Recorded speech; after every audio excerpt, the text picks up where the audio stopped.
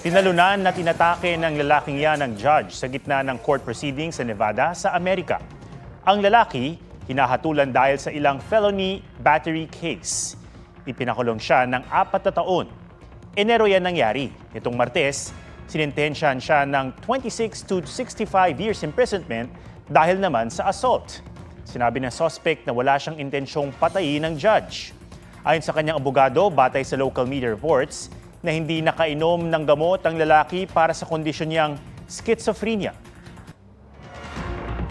It's the most wonderful time of the year daw ang Kapaskuhan. Pero deadliest time of the year din pala ito dahil sa mga pag-aaral na tumataas ang kaso ng stroke at heart attack sa panahong ito. Ang tinatawag na holiday effect sa Fit Track report ni Danuting Cungco.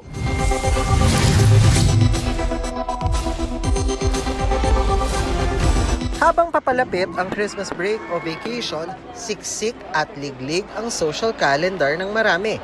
Pero kasama ring nakabakasyon ang workout at dieta. Pero babala ng mga doktor, hindi naman sa pagiging killjoy. Hinay-hinay sa inuman at handaan.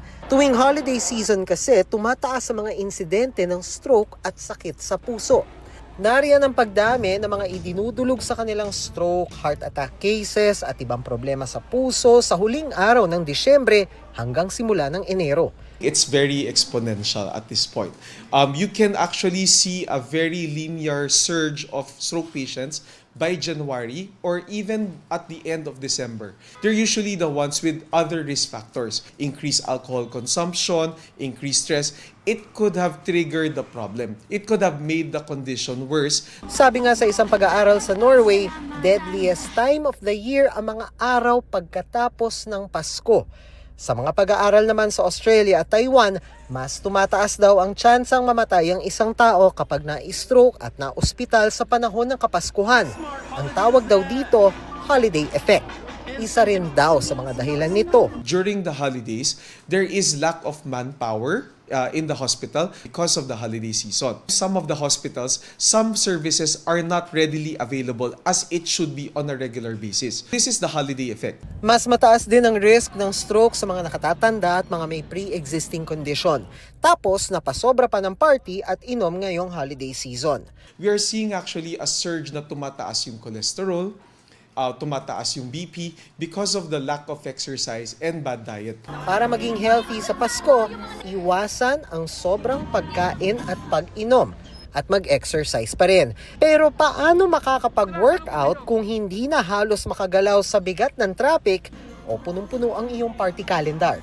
You can do basic weightlifting at home. You can use bottled water instead of using mga bands. Use body weight exercises. Body weight exercises or weightlifting can actually lower down your blood sugar. You can take a jog outside of your house or you have a treadmill or bicycle at home. You can actually do some cardio at home. It will lower down your blood pressure. You just need 30 minutes of exercise 3 to 4 times a week and that is more than enough to lower down the risk for heart problem, cardiovascular events, and stroke. Danuting Cungco, nagbabalita para sa GMA Integrated News. Huwag magpahuli sa mga balitang dapat niyong malaman. Mag-subscribe na sa GMA Integrated News sa YouTube.